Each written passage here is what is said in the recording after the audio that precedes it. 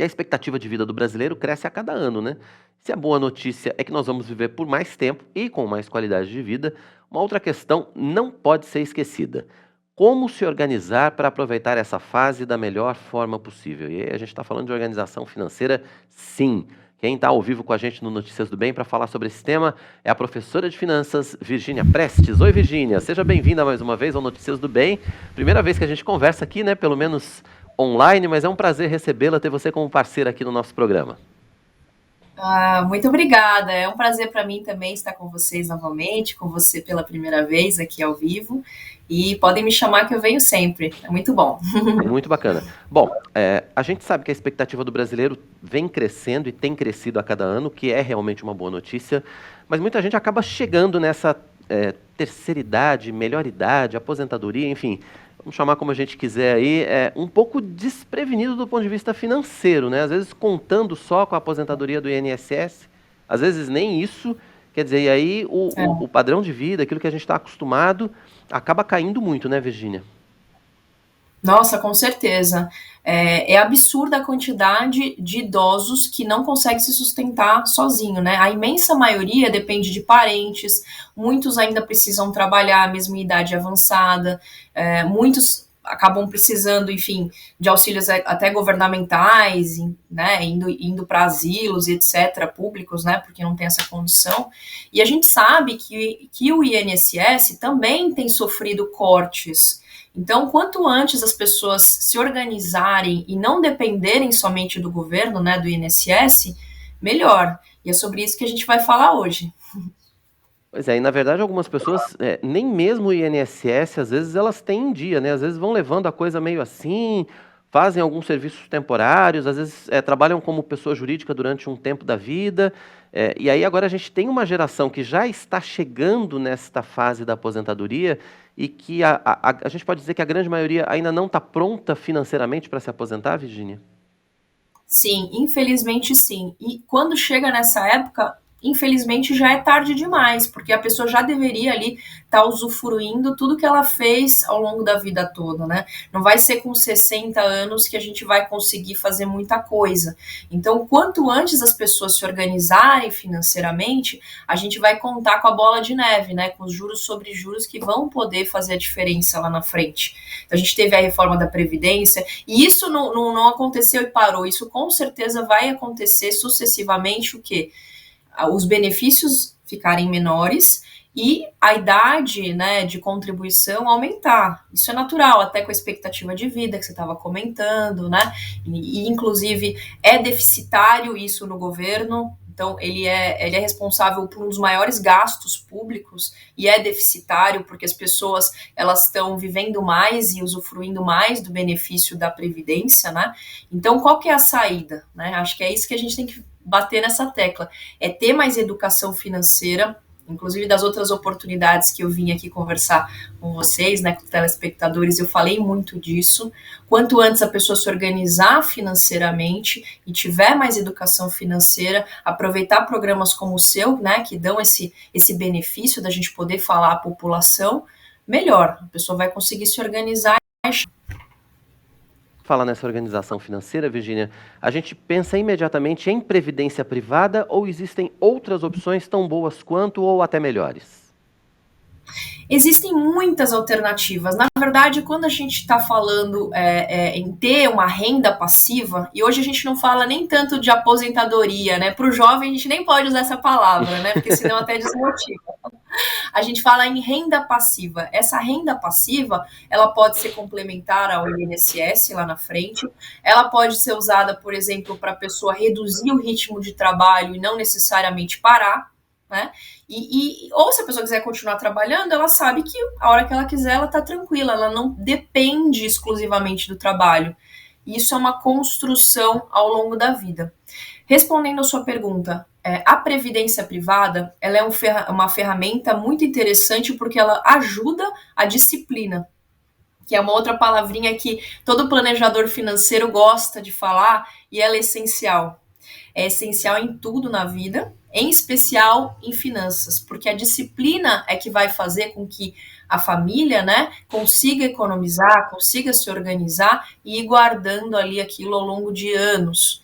O bacana da Previdência, né, e aí eu vou entrar daqui a pouco em todos os detalhes, mas é essa possibilidade de você se organizar mensalmente para ir guardando e pensando ali no longo prazo. Né? Porque eu até faço uma analogia, eu brinco assim, né, que a previdência, ela é uma maratona, não é uma corridinha curta que você dá um gás e para, não, você tem que aguentar muito tempo. Então você tem que se organizar muito bem financeiramente para conseguir chegar lá, né? Para que isso daí não seja algo momentâneo e depois se desmotiva e para de guardar dinheiro. Não, vai ter que guardar a vida toda para poder chegar lá no final com bastante tranquilidade. É verdade. Os bancos, as instituições financeiras oferecem planos de previdência privada. E são várias oportunidades, né? Quais são os cuidados que a gente tem que ter na hora de contratar um plano como esse, por exemplo, Virginia? Cortou um pouquinho? Desculpa, eu não ouvi sua pergunta. Os bancos, as instituições financeiras, muitas delas oferecem planos de previdência privada, né? Com muitas oportunidades e muitas diferenças. Agora, quais são os cuidados que a gente tem que ter na hora de contratar um plano de previdência privada? Porque a gente já viu situações anteriores de instituições que ofereciam planos de previdência privada e que quebraram, né? E as pessoas perderam dinheiro. Quer dizer, qual seriam os cuidados que a gente deveria tomar? Ou, de repente, a melhor solução talvez nem seja contratar um plano de previdência privada, mas, de repente, seja fazer uma poupança ou uma aplicação a longo prazo, enfim. Orienta a gente aí, quais seriam os melhores caminhos? Claro, com certeza, com certeza. Esse é um tema bem amplo, né? Mas acho que sendo bem objetivo aqui, há realmente uma memória das pessoas mais antigas desses planos que quebraram. E eles eram bem diferentes do que tem hoje, tá? Isso é super importante de dizer. Os planos atuais, VGBL e PGBL, eles não são os fundos de pensão como eram antigamente. Então esse risco não existe mais, tá? Isso é super importante, são produtos seguros no que tange essa questão de a operadora quebrar, eu perco meu dinheiro, não. Tá? Os fundos de previdência hoje eles têm um CNPJ apartado da instituição financeira. Isso, inclusive, possibilita que a pessoa migre e faça portabilidade dessa previdência para qualquer outra instituição. Tá? E o principal cuidado é analisar como se fosse qualquer outro investimento. O quanto que esse fundo está rendendo, o quanto que esse fundo tem de risco, que a gente chama da volatilidade, né? Qual é a taxa de administração desse fundo? Lembrando que a rentabilidade que eu vou ver, ela já é líquida da taxa de administração. Então, eu não vou começar a escolher o meu fundo pela menor taxa de administração. Eu vou começar a escolher meu fundo pela melhor rentabilidade versus o risco que ele está me trazendo, tá? E sim, também respondendo a sua pergunta, a gente não precisa fazer só a previdência. A gente pode, por exemplo, fazer fundos imobiliários, que foi o tema da nossa última conversa aqui no jornal. O fundo imobiliário, ele tem o pagamento isento de imposto de renda e todo mês cai na conta. Eu posso fazer uma mescla de uma carteira de investimentos que eu tenha vários tipos de ativo e que juntos eles consigam me entregar o melhor retorno, né, mensal, junto com um risco adequado e volatilidade adequada também. Com a ajuda de um planejador financeiro, de um assessor de investimentos. E até queria aproveitar e comentar que no Brasil a gente tem uma instituição chamada Planejar, tá? Quem quiser pode procurar aí no Google e tudo mais conhecer, que é uma instituição que certifica os planejadores financeiros, que são as pessoas mais habilitadas para que possam dar essa orientação. Acho que é super importante ter essa informação de qualidade. A gente não pode confiar algo tão importante, né, como a saúde financeira aí da família nas mãos de pessoas que não tenham habilitação. Com certeza. E aí, quanto mais cedo a gente começar, melhor, né? Porque, assim, às vezes as pessoas pensam, aos 20 eu começo, aos 30 eu começo, e às vezes vão empurrando isso, e aí fica cada vez mais difícil construir um capital que efetivamente consiga gerar renda no futuro, né? Com certeza, são os tais dos juros compostos. Quanto antes as pessoas começam a guardar, primeiro elas adquirem a disciplina com os juros compostos ao longo do tempo.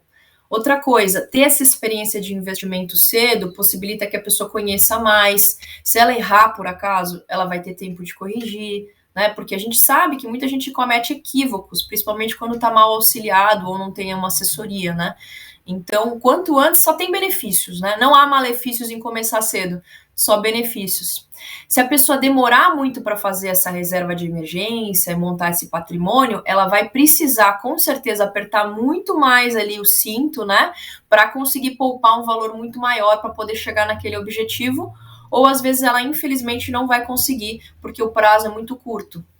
Então, quanto Pensando nisso, antes, melhor. inclusive, pensando nisso, inclusive, os pais podem já começar a pensar no futuro dos filhos desde já, né? Quanto mais cedo, como você disse, né?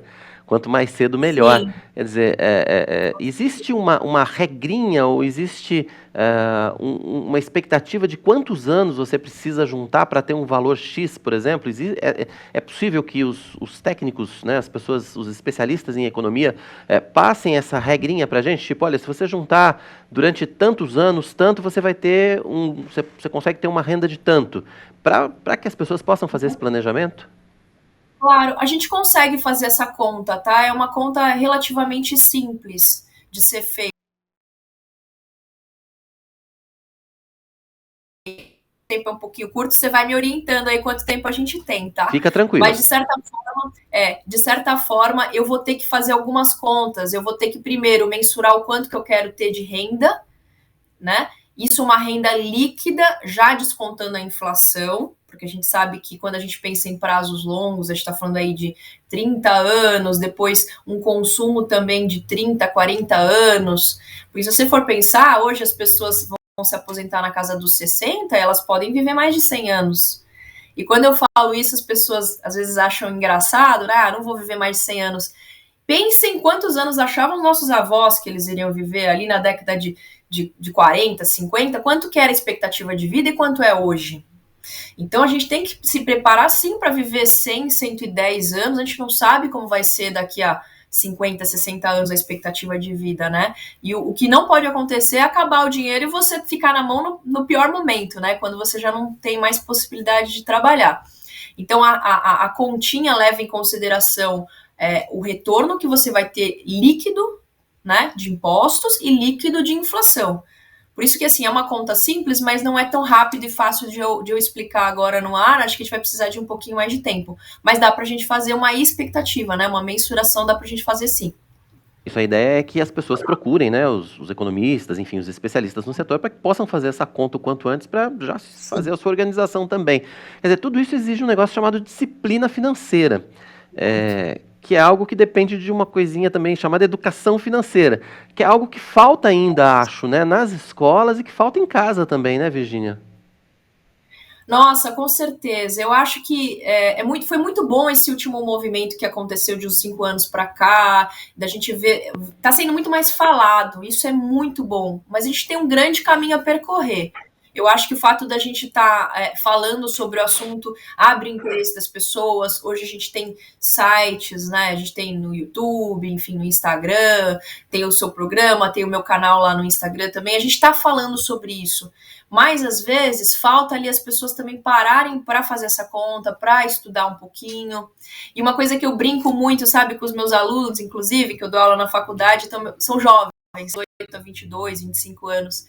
E eu brinco com eles e falo o seguinte: vocês vão ficar muito tempo trabalhando, 8 horas, 10 horas por dia, isso no mês aí dá muitas e muitas horas. Quantas horas são que vocês vão parar para olhar o dinheiro, para aprender a cuidar do dinheiro de vocês e tudo mais? Porque você trabalha um monte para ganhar, e aí você gasta, você não sabe como fazer esse dinheiro render. É um ralo, né? A gente tem que parar um pouquinho e se preocupar também em trabalhar, né, entre aspas, aqui para nós, para nossa para o nosso conforto lá na frente, né? Para a gente conseguir atingir nossos objetivos financeiros também. Certeza, porque o tempo passa muito rápido, né? Quando a gente vê, já foi, a gente já está com 50, Passa. já passou dos 50, já está chegando nos 60 e não fez nada praticamente para resolver essa situação da aposentadoria ou, enfim, aí as pessoas acabam tendo que ter subempregos, a situação realmente fica muito complicada se a gente não tiver um planejamento, ou depende de outras pessoas, depende da família, dos filhos, enfim. É muito complicada essa situação se você não faz um planejamento anterior, né, Virginia? Acho que esse é o ponto principal, acordar para essa realidade e se planejar o quanto antes para o seu futuro, enfim, que vai chegar. Vai chegar. E as pessoas às vezes têm um mito na cabeça, sabe, de que precisa muito dinheiro para começar a investir. Isso não é verdade, tá? Hoje em dia a gente tem bons investimentos super acessíveis. O próprio fundo imobiliário, você começa a investir com R$ 100, entendeu? Então, assim, as corretoras, elas não têm taxa de abertura de conta, não tem taxa de manutenção mensal, não tem nada. Hoje é super simples, super fácil. E começar com qualquer valor que seja vai te estimular a guardar mais e vai também contribuir para a educação financeira. Então, minha recomendação para todos os espectadores aí é que comecem, tá? Não importa qual valor, mas comecem, porque isso vai dar um estímulo muito bacana para que vocês continuem firme aí no propósito. Toda certeza. Virgínia, deixa seus contatos pra gente, seus canais, para que a gente possa acompanhar seu canal no YouTube, Instagram, enfim, para que a gente possa aprender mais aí sobre educação financeira. Com certeza, é um prazer. Inclusive, já tem muitos telespectadores aí me procurando. Eu fiquei muito feliz aí, viu, pessoal? Muito obrigada pelo contato. Meu Instagram é Virgínia Prestes Finanças, sem o cedilha, tá até aqui na telinha. Podem me mandar um direct, interagir, que a gente vai conversando. Eu costumo chamar no WhatsApp, então é uma interação muito bacana. Bacana. Virgínia Prestes Finanças, sem o cedilha, tá aí o contato da Virgínia. Ela que é professora de finanças, especialista financeira. Virgínia, obrigado pela sua participação aqui no Notícias do Bem. Foi um prazer receber você mais uma vez aqui. O convite está feito, né? Volte sempre. Você já percebeu que a gente chama mesmo, não tem problema. Com certeza, excelente. Eu fico muito feliz. Prazer foi meu.